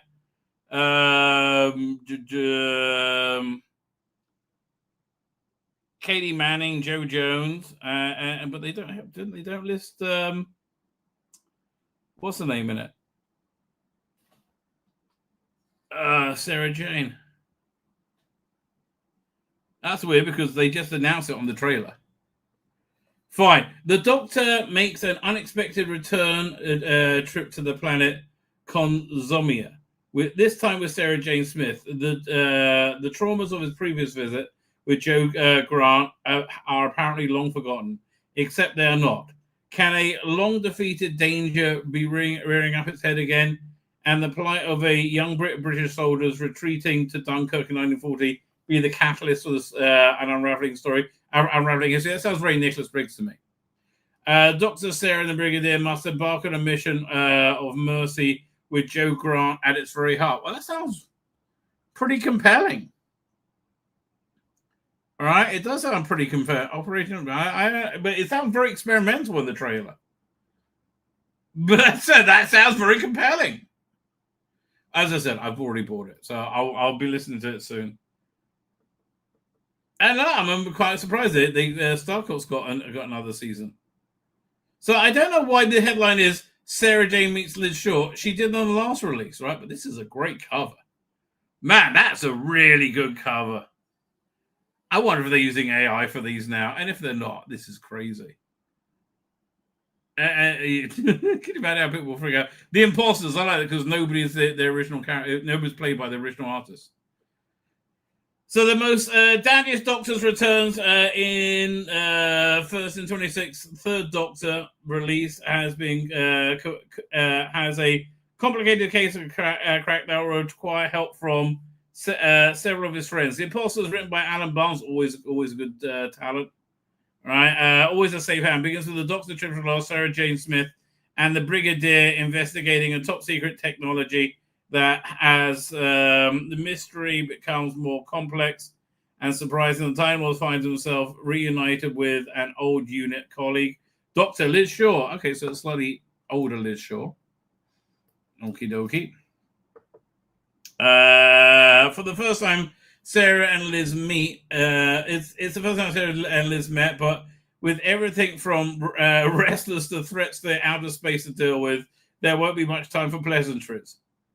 So you can get it for $19.99 download or £25 to buy. I download everything. The Doctor and Brigadier on the trail of a stolen advanced technology. Sarah Jane Smith is convinced the informant is leading her to a top secret space tracking station, and Dr. Elizabeth Shaw is wearing a metal helmet covered in foil. Okay, it's a deadly puzzle involving a precious schoolgirl. Okay, a precocious schoolgirl. My mistake. A Saturday Night All-In wrestling star and a high-ranking military officer. This does sound bonkers. There's a plot to control the Earth's weather, and somewhere in all of this, it's connected to the construction of Centaurus, whatever that may be. To defeat the enemy with no regard for human life, the Doctor must battle on all fronts, but not before a lethal encounter with the Venusian karate Kaklak. Okay, producer Lizzie Worsdale, and I'm sorry to say this, right? I hope she's not a diversity hire. I hope she's good at her job. Said, I'm so excited and grateful to be producing my first Doctor Who story. Oy vey, don't tell me that. of a big finish. For the first time, Sadie Miller and Dashing Afro unite. Well, not really, because they're in the previous release. The Apostle is packed with a big cast, thrilling new characters, 1970s TV nostalgia, even wrestling, featuring the incomparable writing of Alan Barnes and the direction of Nick Brooks. Okay, that's generally speaking a sign it's going to be good. Right, Alan Barnes said, it's an absolute joy to put the Third Doctor and Brigadier together with the wonderful Liz Shaw. Sarah together with the wonderful Liz Shaw. She's not been idle since unit. You actually hear the Imposters is a very has a very unlikely starting point. I wondered what would happen if the Doctor met another superstars of 1970 Saturday afternoon. Big Daddy, something like Big Daddy, Haystack. Oh yes, Rollerball Rocco. Yes, they were all in wrestling. I think it's a good idea. It sounds fun. I mean, and it's a great cover. I mean, it really is a good cover. It does sound fun. Yeah, so was StarCop's got a second series. I'm amazed. I mean, I got another series. I didn't think the last one did that well, but I stand corrected. Was it a new series for the Fourth Doctor and Sarah? What's this? Tom Baker and Sadie Miller meet old friends and old enemies in the Fourth Doctor Adventures, the Ministry of Death, due for release in 2020. Now, I have avoided. I haven't bought the last few Fourth Doctor ones, the ones with Sullivan and Cross, because they weren't very good, frankly. Cross just wasn't very good. So this will see. So it's written by Robert Vallon and Phil Mulreen, who was pretty solid pair of hands, I think. In the first thing sets the Ministry of the Death, the Doctor and Sarah are brought back down to Earth, where they help the Brigadier and Harry Sullivan with two tricky cases. First, unit needs their help investigating bizarre death, and then before the Night get a chance to leave, another dangerous situation arises involving an old enemy of the Doctor. Okay, this actually sounds pretty good. Okay, but I'm well disposed to them right now because I've just listened to something that the first thing I heard for a long time that was actually pretty good. Okay, so Ministry of Death, when the Doctor uses a space-time telegraph to summon, when the Brigadier uses a space-time telegraph to summon the Doctor and Sarah Jane from the travels, they know it'll be something unusual, but neither can be possibly aware for something quite this strange. An electronics expert has died, being struck by lightning. But how could this possibly happen in his office? And that's only the first discovery. A wild scheme is underway. The case of twisted science and revenge that's about to hit closer to home than they could possibly anticipate. Okay, you're talking me into this. Okay, you're doing a good job. And the second one is a two-parter. Sarah is contacted by an old friend who works, who knows of a predilection for rum going on, asking him to investigate the unusual activities at the National Museum. Sarah agrees to look into it, with the Doctor tagging along. I like that. But they soon discover that things are worse than they thought, because the museum is a host of alien activities, very familiar aliens at that, and they don't stop with these relic hunters. They don't stop with relic hunters quickly, then humanity itself may not survive. What are relic hunters? I'm intrigued. Yeah, let's have a quick look. Do they have any cast? Caroline Seymour, Carson Violet. I have no idea. Yeah, I'm intrigued. Carla, me intrigued. When's this coming out? March. Okay. So also Karen Seymour and Carla Mendocia and John Heffman. David Richards said, "This was my era, 12 years old when the full Doctor, Sarah Jane and Harry." That is kind of the dream team, right? How brilliant that at last, 15 seasons of the Fourth Doctor adventures, we can finally bring those people back together again. It's a fair point. It really is a Fourth Doctor dream team. Although mine still is the Fourth Doctor and Leela. This season has been sitting in the can for a while now. That's interesting. We made a height of lockdown and proved the most joyous break in bleak times and managed a brilliant escapism, just what the Doctor Who should be. Okay. The Ministry of Death writer Robert Valentine's added, there's a certain magic to these lead characters, the Fourth Doctor, Sarah, Harry, and the Brig. The Fourth Doctor is less clubbable personality than the Third Doctor was. And he's a chaotic force who wants to leave the Brig and the bringers of force of order that wants him to stay. Stop doing that. You got Sarah and Harry, two very different characters who nevertheless get on extremely well. Harry is a throwback to an earlier time, not like Steve from the Avengers, and Sarah is a thoroughly contemporary woman of the bang up in the 1970s, or is it the 80s? Both those sound pretty good. Man, I hope Big Finish does better. I really hope it does better, because it's not been good as of late. Anyway, speaking of which, let's do a couple of reviews. Now, I want to reiterate, I did not buy this. I illegally downloaded it because I didn't trust them, right? And that turned out to be the right case, because here's the thing. I don't think it's fair to ask me to pay full price or for anything for something I find a chore to listen to, which I did find this an absolute chore to listen to. And I'm never going to listen to it again. I don't mind paying for older for Sylvester McCoy stories that are good, that I'm going to go back to. But like, this was not worth the money. And its time had really gone by now. It much like, Stranger Things is coming back for its final season. Are you excited? I'm not. I don't care anymore. Right? I totally don't care. So this is one of the last stories that were being developed, I think, by Andrew Cartmel as a possible Seventh Doctor story. And the problem is, it's just very, very similar to everything we've heard before from the Seventh Doctor, right? And so therefore, and I understand at the time it would have been somewhat contemporary. Now it is so dull, right? So incredibly dull and played out. And just not entertaining, right? That's how this was just not entertaining. Probably a mistake to even make it. So the story concerns the Doctor and Ace want to go on a vacation, which a standard Doctor Who starting point. I mean, you can hear somebody who doesn't really understand what Doctor Who is, like just being thrown in at Doctor Who. You can kind of feel that going on.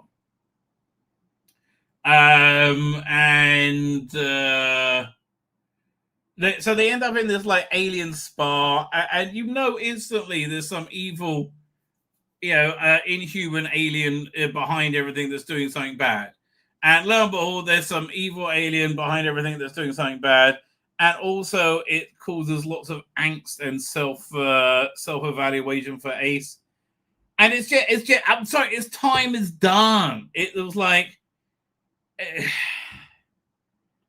there's just, it was a much better idea to move Ace off into going to the Time Lord Academy than to continue a bunch of very, very, very samey stories. And it was also it was directed poorly. I found it somewhat confusing. I didn't he wasn't sure what narrative was going on at the time. There are stuff in it like where it was decent performances. Like Sophie Aldred was played by a memory of like some form of like racist attack, like the opposite of Ghostlight, that she burnt down a Pakistani shop or something like that. But then it might not have been the case. That might be like a manipulation. But these alien bugs make you introspect and hate yourself. Essentially, they're mental ill health made flesh, and their big plan is to steal the get a TARDIS so they can take over all time and space. It's just really boring. Oh God, it's so boring, and there's so much better from the Seventh Doctor.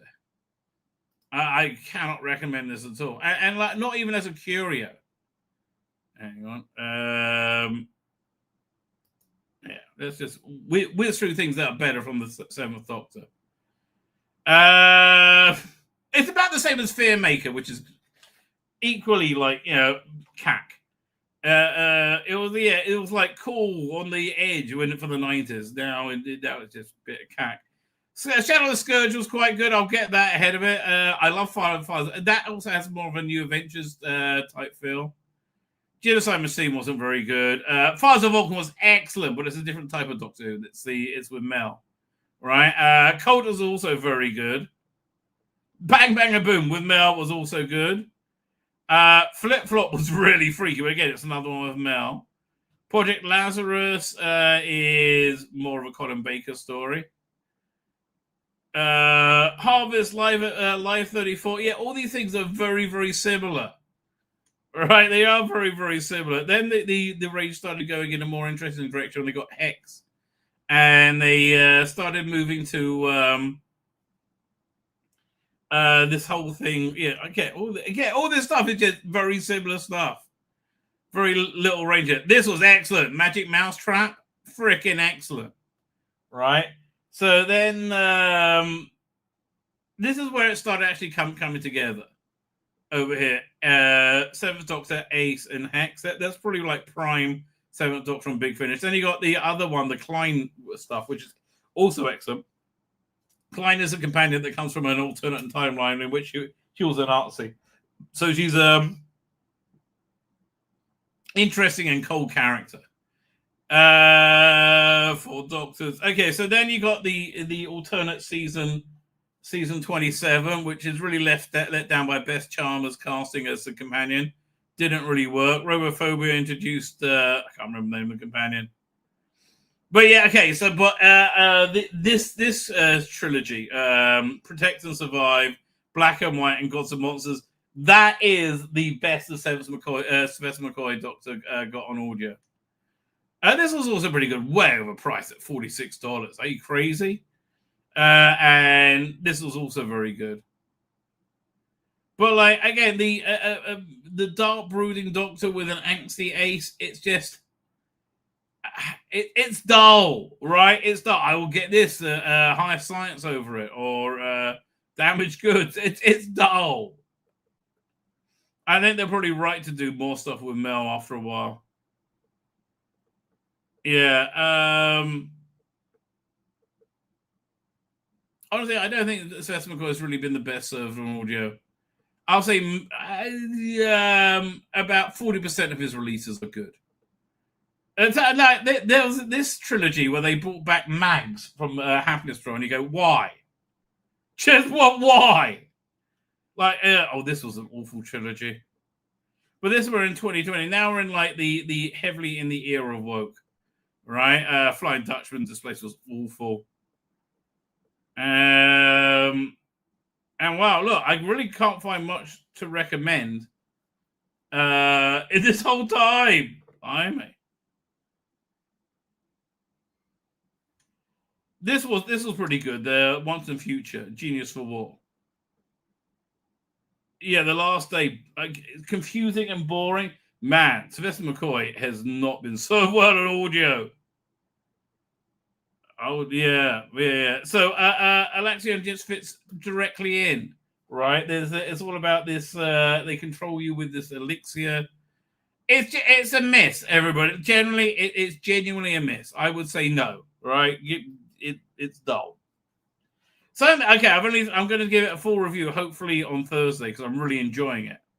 Is this okay? So I'm only one episode in to The Last Queen and La, and it's excellent. Absolutely freaking excellent. It's the very traditional William Hartnell historical that starring Fourth Doctor and Leela. The historical being in ancient Egypt. Basically the thing is Mark is on his way back to see Cleopatra, and he wants K9 as a gift to give her. Right, so that's how the whole story gets involved there. Episode 1 was delightful, absolutely delightful. Looking forward to listening to the next 3. Man, that Alexion was turgid though, absolutely turgid. But yeah, this was pretty good. So I am somewhat encouraged. Man, it's 2 hours already. Look at that, time flies. Okay, everybody, I am going to wrap up. Because I am, as we like to say, cream crackered, ladies and gentlemen, absolutely cream crackered. Back on Thursday with more filth and cyber frivolity. Please join me then as we poke at the world